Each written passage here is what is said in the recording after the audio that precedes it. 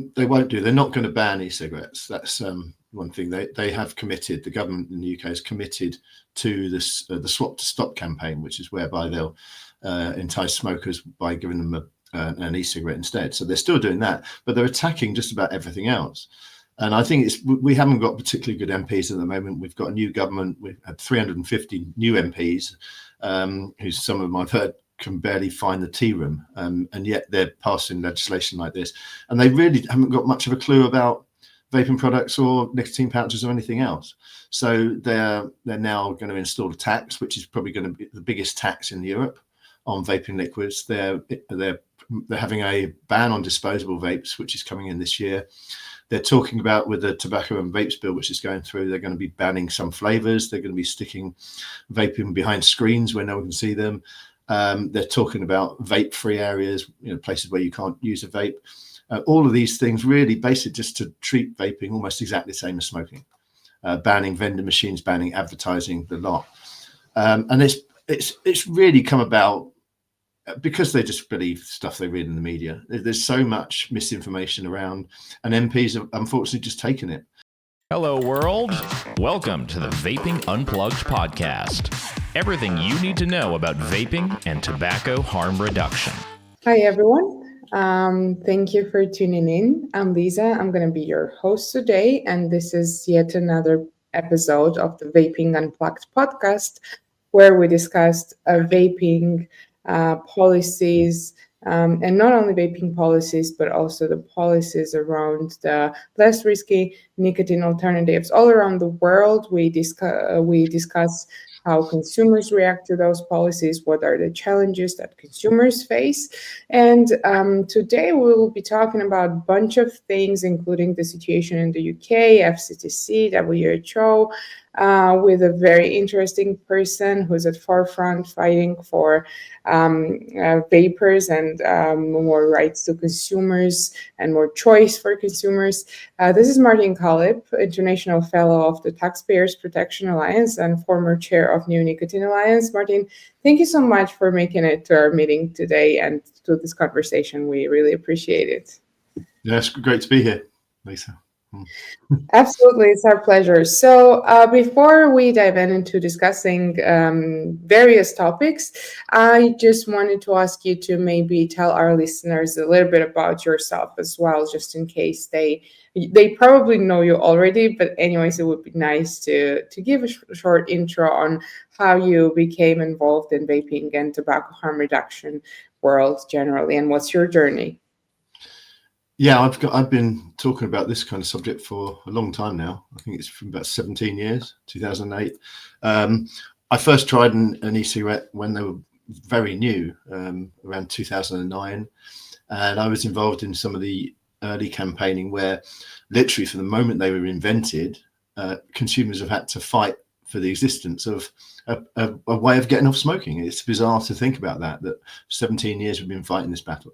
And the first battle we had in the UK was when the Medical and Healthcare Regulatory Authority wanted to ban vaping within 21 days, within 3 weeks, basically. And there was a huge response from vapers who sent their stories along to the consultation. I think it's 1,200 replies, and they didn't do that. They said they're going to look into it more closely, and then we had to fight against the TP, Tobacco Products Directive, with the EU. That was around 2012 onwards, and it's just been constant since then. Really, we've had people try using vape products to quit smoking in their millions, and every hurdle and every attempt has been met by horrible anti-vaping people who are just trying to take these products away from them. So vapers are fighting for public health, and strangely, people who call themselves in favor of public health are fighting against public health, and that's the way it's always been since. So that's how I came into it, and I'm still going now, 17 years later. Yeah, it's definitely a tough fight where we're facing a lot of back and forth with this, and there is a lot of misinformation as well around vaping and other less risky nicotine alternatives. Let's move on to the UK, since you already mentioned your work in the UK. So we always use UK as the leader in harm reduction policies. We all know about NHS, where you can go and read all about vaping and how it can help you with smoking cessation. However, there has been a shift on policies in the past year, and I think it would be nice if you could discuss what are the latest developments regarding vaping, and not only vaping, but nicotine pouches and other alternatives when it comes to their legislation. And do you see that there will be threats or challenges to this kind of UK status of being progressive on harm reduction? Well, the one thing they won't do, they're not going to ban e-cigarettes. That's one thing they have committed. The government in the UK has committed to this the Swap to Stop campaign, which is whereby they'll entice smokers by giving them an e-cigarette instead. So they're still doing that, but they're attacking just about everything else. And I think we haven't got particularly good MPs at the moment. We've got a new government. We've had 350 new MPs, who some of them I've heard can barely find the tea room, and yet they're passing legislation like this. And they really haven't got much of a clue about vaping products or nicotine pouches or anything else. So they're now going to install a tax, which is probably going to be the biggest tax in Europe on vaping liquids. They're having a ban on disposable vapes, which is coming in this year. They're talking about, with the tobacco and vapes bill, which is going through, they're going to be banning some flavors. They're going to be sticking vaping behind screens where no one can see them. They're talking about vape-free areas, places where you can't use a vape. All of these things really basically just to treat vaping almost exactly the same as smoking.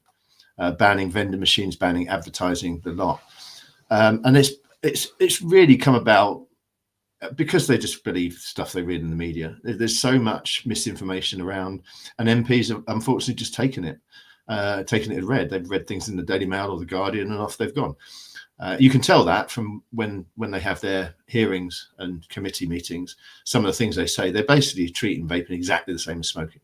So they do understand that vaping can help people get off smoking, but that's all they want it to do. They don't want it to do anything else. And what they're going to do with all these, and consumers have been telling them this. They've in fact, their own impact assessment has said that probably about 29% of people who vape will go back to smoking. Their own impact assessment said that, and they're doing it anyway. So it's just really an ideological thing, and it's because of all the misinformation they've read, and they're just people who are just not really thinking straight. So unfortunately, we're not going to be a world leader anymore, and we will probably have more people smoking as a result. But again, it's what we were saying with the first question. It's yet again, consumers can talk to the politicians as much as they like, and they're just not listening. And in fact, they certainly weren't listening with this, because they didn't even bother to consult consumers when they were drawing up the bill and asking for evidence. So unfortunately, that's the way it's going. But there are some countries where vaping is banned, so at least we're better than that. Yeah, I mean, but it's also sad to see this kind of shift. But at the end of the day, we'll hope that there's still hope that policymakers will start listening to consumers and people for whom vaping has changed a lot. And we always encourage those who follow us or those who see our posts on social media to actually reach out to their local policymakers and talk to them and tell them about their stories. You maybe just an extra question on the UK. You've mentioned a lot of misinformation, and you also mentioned how policymakers are repeating. You can sense that they are reading through all this misinformation. And most recently, there was this article published by Mirror, and which caused a lot of it was a scandalous article, I would say, around vaping, and very misleading and misinformative. It's my stance, but I would like to hear yours as well, obviously. Yeah, well, it is amazing. This wasn't even a study. It's not a study. It's not completed. It wasn't even presented as a poster at a public health conference. It's nothing. It's not been published. It's not been peer reviewed, and yet MPs were eager to accept it, saying, "Well, now we have proof." There was something like 40,000 studies, and they'd be saying, "Oh, we haven't had enough evidence. We don't know what's the long-term harms." And then one bloke gets people walking on a few treadmills up in Manchester, and they say, "Oh, now we have proof." I mean, in fact, one of the MPs in the article said that, the MP for York, who's a quite ridiculous MP in my opinion. She wants the national speed limit to be 10 miles an hour, for example. But she said, no, well, now we have the proof that the vaping is worse than smoking. And then the very next day, we had another article in the Daily Telegraph saying that nicotine pouches are worse than vaping. So by their logic, nicotine pouches are worse than vaping. Vaping is worse than smoking.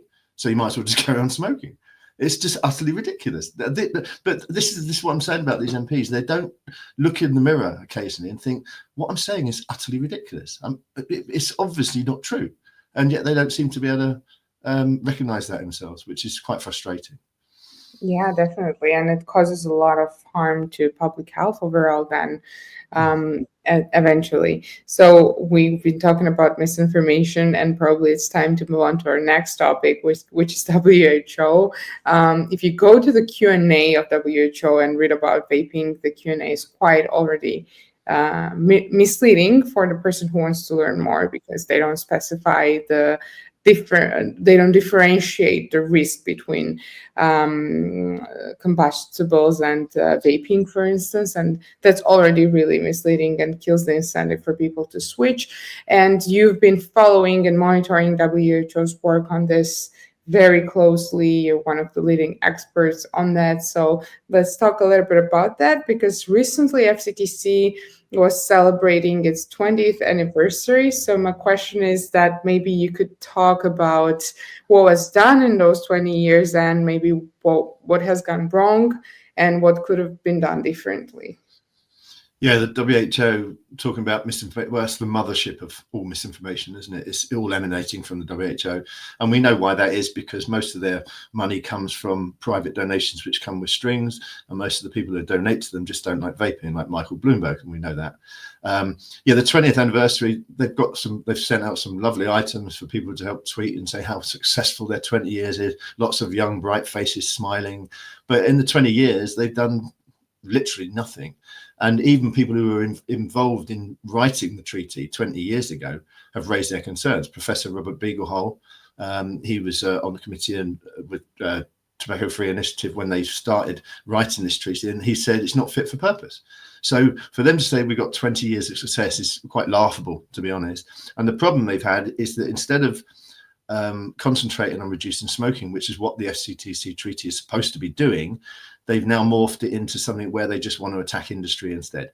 So that's the fatal flaw they're getting wrong, which is why they won't accept any other products apart from things that, pharmaceutical products, and they won't accept vaping, they won't accept nicotine pouches or anything else. So that's where the assault's coming from, and it's not going to change because of the people that are funding them, and they're so in hock to the people who are funding them. They can't get out of this attitude, and they can't get out of the attitude that they're supposed to be attacking industry, when what the treaty was supposed to be doing and what it was written to do is to help get people to quit smoking and reduce the harms of tobacco smoke. So I don't know what's going to change. We've got COP11 coming up.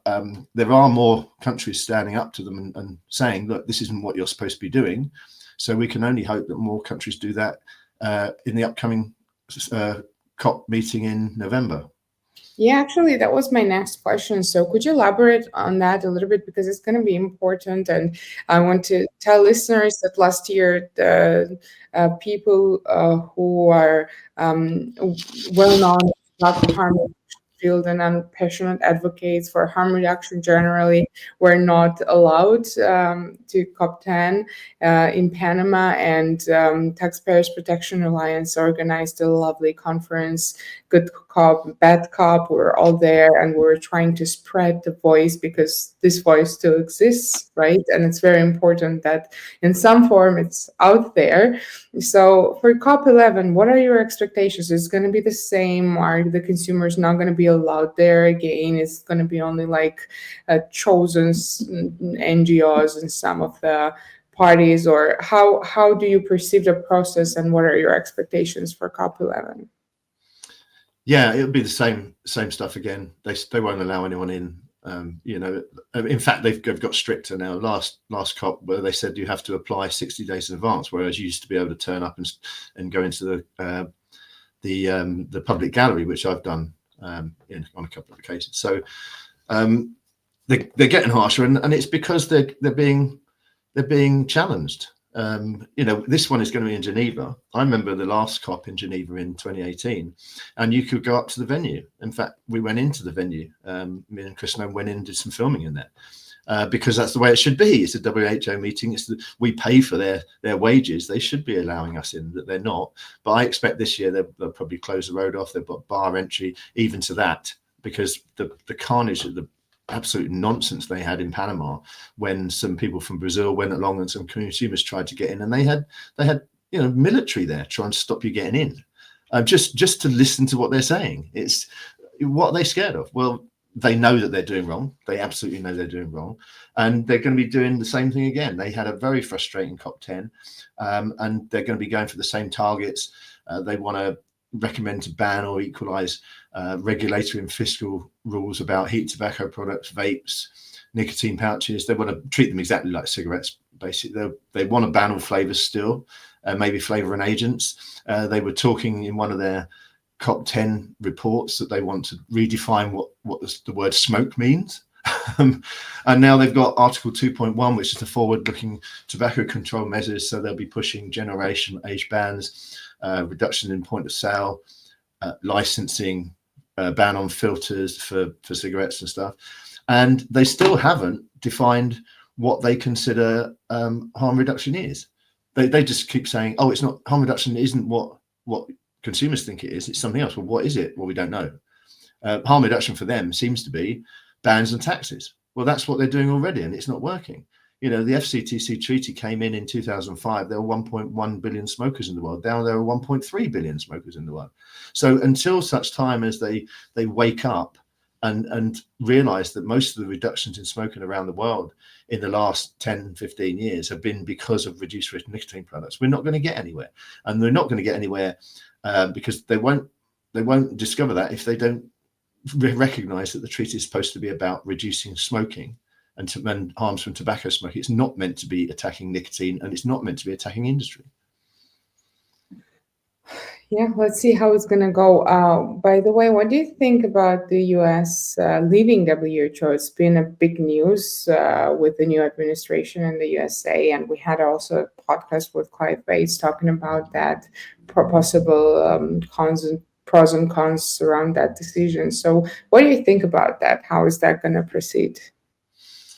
Well, it's an issue that kind of divides people, even amongst consumers like us. We know how bad the FCTC is. It's an awful what they're doing with the FCTC. And I wrote a paper recently with a guy called Roger Bate from the International Centre for Law and Economics, where we argued that because the WHO can't handle the FCTC treaty properly, why should we give them more power to have a pandemic treaty, which is what they currently want to do? But there are people who disagree. I know Clive Bates disagrees. He says, you need some organised health authority across the world. And I get those arguments as well. I really do. But they're really not showing the best of themselves with the FCTC. And if I was in the WHO, I'd be deeply embarrassed by the FCTC Secretariat and the people who administer the FCTC treaty, because it doesn't make the WHO look very good at all. And of course, the WHO did mess up with COVID. Everyone knows that. So they really have got to get their acting gear, and they don't look like doing anything close to that currently. So I can see why people want to leave the WHO, but also there's other people who argue that maybe we shouldn't, we just need to reform it. But it has to reform. It can't carry on like it is, because it will just lose more and more trust.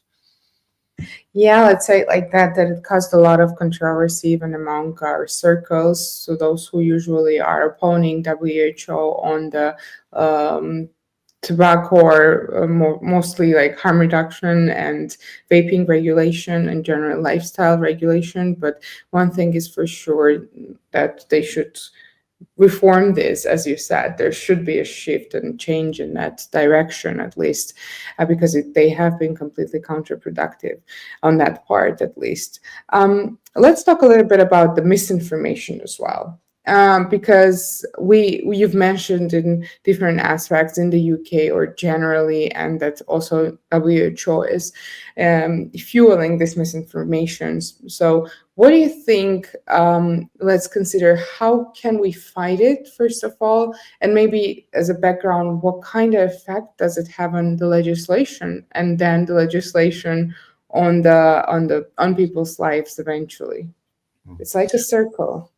Yeah, well, like I said earlier, in the early battles against people who were attacking vaping, it was consumers that made the difference. It was those 1,200 consumers who wrote to the MHRA in 2010 that stopped vaping being banned. It was the consumers who petitioned and went to Brussels. I was in a group of people who went to Brussels. We blew up black balloons, chanted "E-cig save lives" and everything, and it caused a fuss. And some MEPs, brave MEPs, came out and spoke to the people and understood the situation. So the consumers, I'd say, are still the most powerful voice, and they've got to make themselves heard. If that means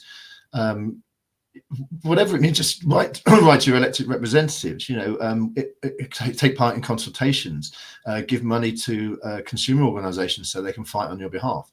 Any of these things really matter and they really help. But just the one thing is just don't give up, because when you talk to people who've been involved in harm reduction surrounding drugs, and I spoke to many of those people at conferences, they say we've had the same issue with WHO. They were anti-drugs harm reduction for years and years, viciously so. And in the end, they were made to wake up, and now the WHO does accept harm reduction for drug use.